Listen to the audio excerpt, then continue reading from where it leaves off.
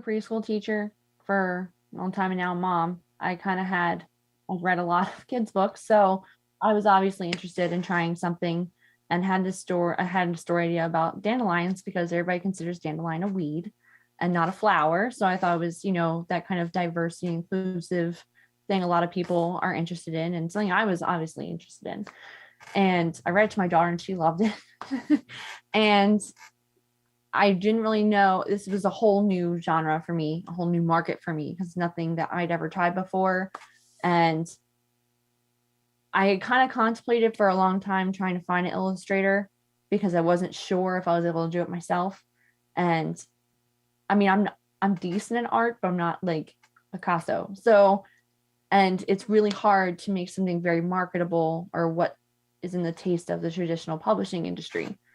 I really went through a lot of other children's books like Mill Williams, who's done Elephant and Piggy, where he literally has colored or white background and just the focus on the characters.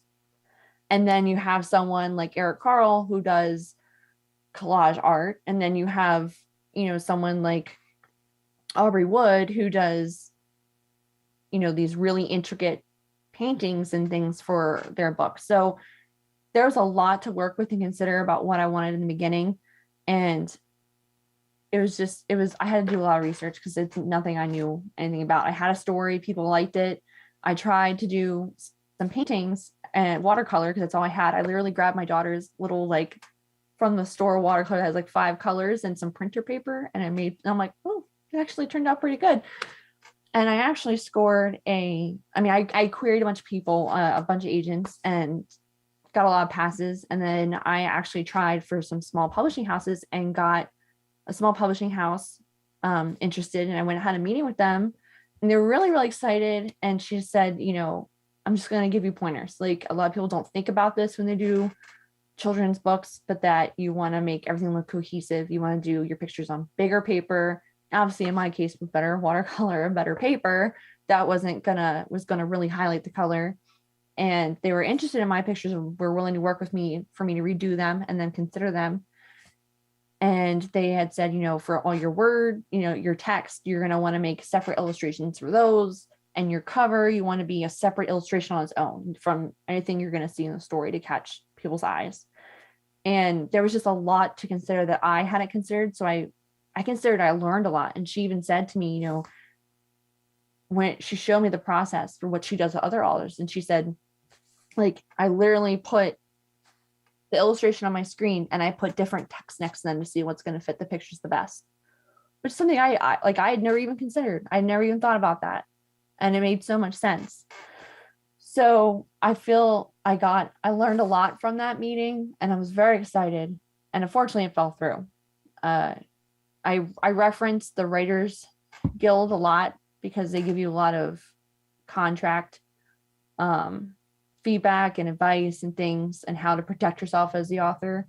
And she had offered me a contract, but it was very much in the publisher's favor.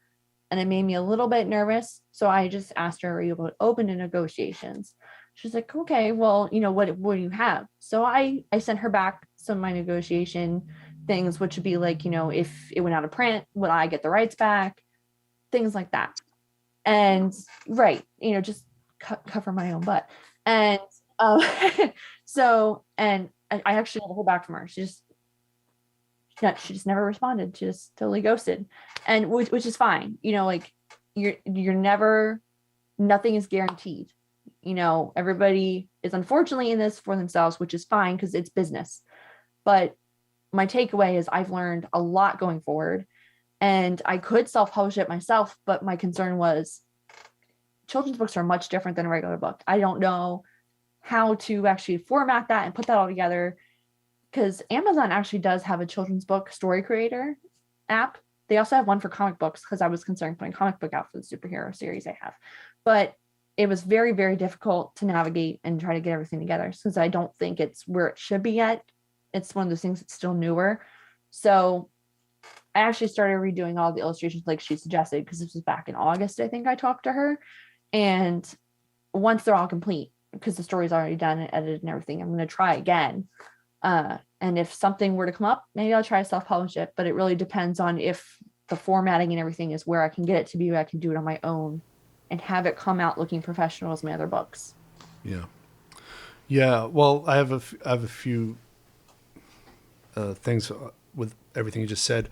One, you did the right thing by asking about what happens if it goes out of print, because I've seen that happen to musicians where a publisher will buy their music just to keep it off the market, Oh, which is really nefarious because they've already invested in someone else in like competition.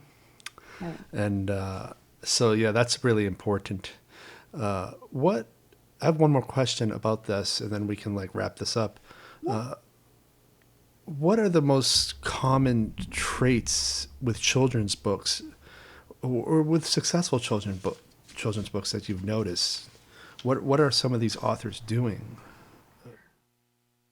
So I think the main thing is you want to keep your word count. I mean, you have to really think about what age you're specifying this toward. There is definitely books that are for, birth to 2 years old. There's definitely books that are 3 years to 5 years, 6 to 8 years. You really have to know what age you're marketing toward and what age your book is for, because that also changes your word count. Like I was advised, I'm doing 3 to 5 years old for Dandelion. You're not going to want to go over 750 words. Like that's something I would have never, I didn't know that. So these authors know their word count, they know what age they're doing, and they are able to, you also need connections because you want to get into schools, you want to get into libraries. Like libraries is one of the hardest things to get into. A lot of self-published authors don't know that you can actually submit your book to Library of Congress, but it's very difficult to get in. I haven't had success yet. I've tried a few times. I actually submitted my backup superhero book and they were like, oh, it doesn't fit our children's section. I'm like, but it's not a children's book. And I don't understand. So I'm going to try that again. But it's really difficult to get into Library of Congress. And then once you do that, you really open up yourself to a lot. And traditional authors kind of already have their foot in the door because that's kind of automatic. Like a lot of books that go through traditional publishing can get into the Library of Congress fairly easily. And your illustrations, because there aren't many books that are black and white. If you look at a lot of children's books, there's a lot of bright colors, a lot of variations, and definitely certain styles. So, and it also does, by age, the styles, there's a lot of styles by age. So, like birth through 2 years old, you're going to have a lot of touch and feel books, a lot of things talking about sensory things, mirrors. And then you get into 3 through 5, it's talking about characters and relatability and talking about issues that kids like that are going through or adventures that are going to make them feel like they're going along with the character. You just got to shrink your thinking to think like a kid. It's really difficult. So there's a lot of things to consider.